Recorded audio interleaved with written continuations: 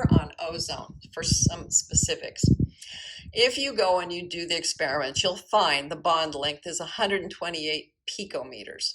But if you had a single bond between two oxygens, it should be 148. And if you had a double bond between two oxygens, it should be 121. So you can see it is intermediate between those. It's in between. It's not the average, but it is greater than one and less than the other.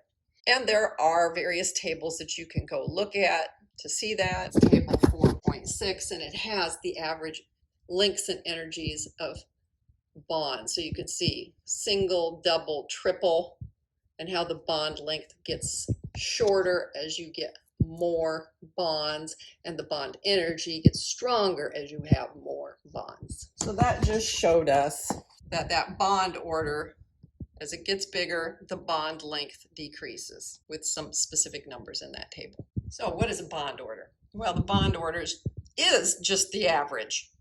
This is two bonds, that's one bond, and there's two cases of it. So 2 plus 1 is 3 divided by the two possibilities.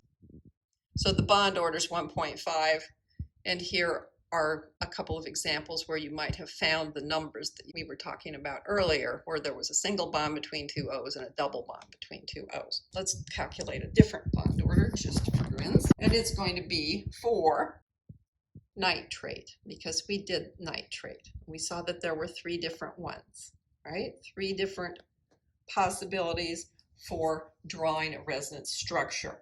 So I had how many bonds? 1 plus 1 plus 2 over 3 areas of bonding.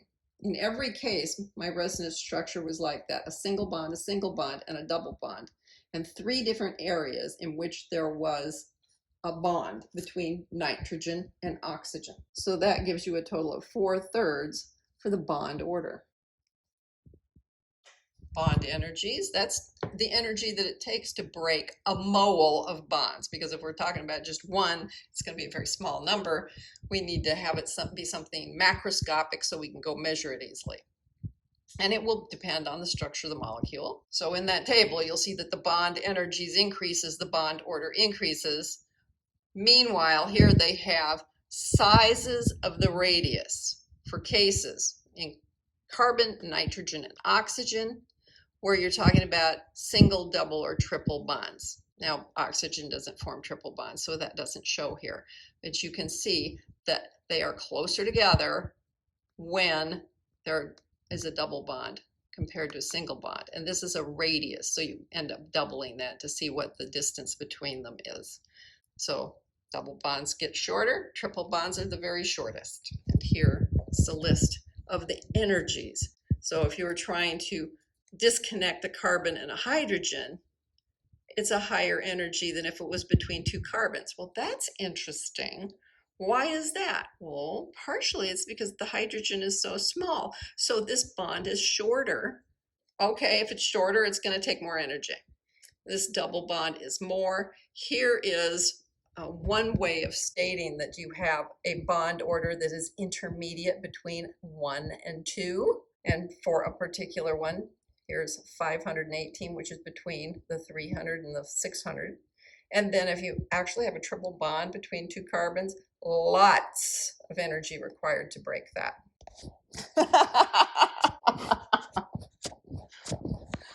All right.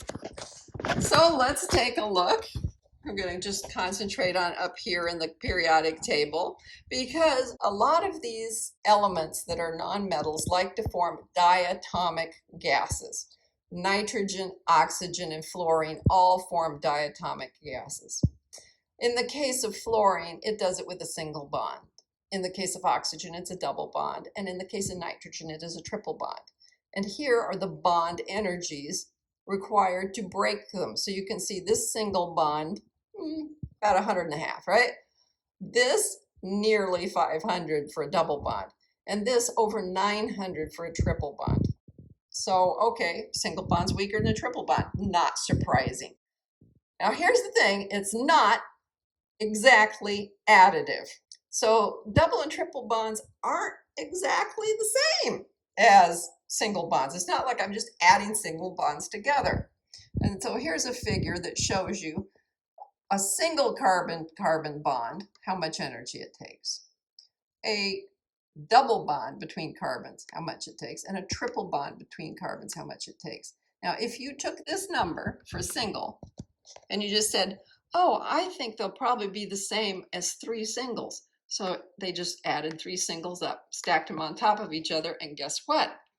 No, the triple bond isn't the same amount, and it's off by like 20%. So you can't just explain that away too easily. You're going to have to look at it closer, but not today. We're just going to notice it today. One might start to wonder, how do they come up with these sizes of things and the bond lengths? How do they do that?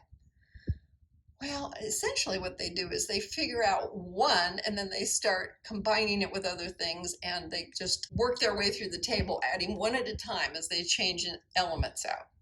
So if you start with something like a fluorine, and you can figure out what the length is, then later you could take the fluorine, combine it with something else, and figure out what the length is, saying that the fluorine didn't change its size, so what's the size of the other one? All right, that's what's going on. You sort of build up the table from that. But if you look here, another thing that we're trying to say is that as you go down the chart, we know things get bigger as you go down the chart. Those bond lengths also get bigger. That's really not a huge surprise, okay? But we're going to point it out specifically. And as well as the fact that if you know one, then if you can find out what the whole length is, then you can find out the radius of the next one, and that's what they do. So atomic radii is different than bond lengths. You can't just double this and say it's bond length, because if that was true, we would get 116 here, and we don't. It's actually a little more than that. But they are related. The larger this is, the larger the bond length is as well. But you can't just take 2 of these and add them together. It's not quite that easy, although it looks like it in iodine. Why? Why would that be true in iodine? You can think about that for a while. But it certainly isn't true in fluorine. So it's a little interesting. Now, the other thing that we can notice is as the size goes up, the strength goes down. All right, well, that makes sense because if they're further apart, they're easier to continue to separate. So if we see hydrogen combined with the various halogens, the halogens are getting bigger as we go down the chart, and the strength, how much energy I have to put in to separate them, is going down. You can see that a little more of the table over here because we just pulled out the halogens, but you can see it in these relationships as well, that as you go down the chart, it gets easier to take them apart. Now, the other thing that you can semi-notice from this is that we know they get smaller as you go this way, right? So we are expecting the numbers to go up. This particular one is doing it quite nicely. This one's behaving a little weird. What's that? What's that? Oh my goodness. Must be some quantum effect that we would have to use to explain that.